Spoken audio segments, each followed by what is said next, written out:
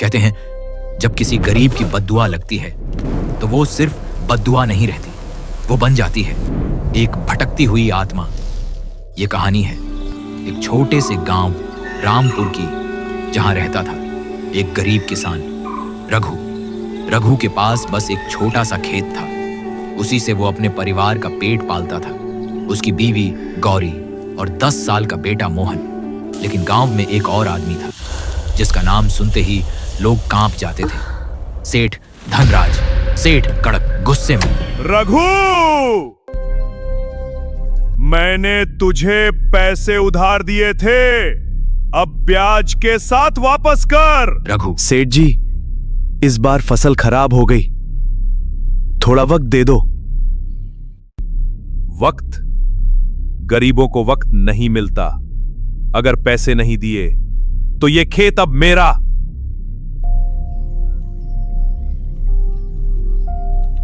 उस साल ऐसी बारिश हुई कि रघु की पूरी फसल बर्बाद हो गई। रघु अंदर से टूट चुका था,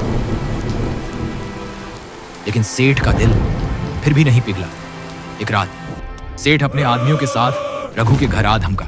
आज आखिरी मौका है, या पैसे दे या जमीन। तुझे लेना होगा फैसला अभी, नहीं तो सब कुछ खत्म। बोल क्या सोचा है? रघु।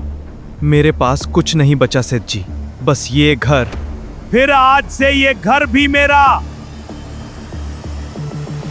सेठ के आदमियों ने रघु को बेरहमी से पीटा और उसे खेत में फेंक दिया। उस रात रघु की मौत हो गई, लेकिन रघु की आत्मा को शांति नहीं मिली। उसकी आंखों में था अपने परिवार के लिए दर्द और सेठ के लिए भयानक गुस्सा। गांव में अजीब घटनाएं शुरू हो गईं। रात को खेतों में किसी के रोने की आवाज,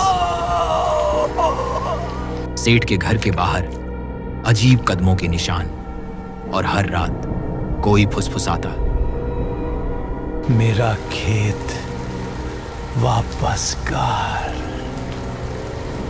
सेठ के कमरे का दरवाजा अपने आप खुल गया। सेठ डरते हुए, कौन है? अंधेरे में एक परछाई उभरी। सेठ, मेरा सब कुछ छीन लिया, अब मैं तुझसे सब कुछ छीनूंगा। उस रात के बाद सेठ के घर में एक एक करके हादसे होने लगे। उसके आदमी गायब होने लगे, घर में आग लगने लगी, और हर रात रघु की आत्मा उसके पास आती। रघु, जिस दर्द से मैं गुजरा, अब तू भी वही महसूस करेगा। एक रात रघु की आत्मा अपने घर पहुंची। उसने देखा उसकी बीवी और बेटा भूखे बैठे हैं। माँ पिताजी कब आएंगे? गौरी रोने लगती है, और रघु की आत्मा भी उसका गुस्सा अब दर्द में बदल चुका था। आज आखिरी रात होगी। रघु गुस्से में, आज तेरा हिसाब पूरा होगा। मुझे माफ कर दे, मैंने गलती की। गरीब की आह कभी खाली नहीं जाती।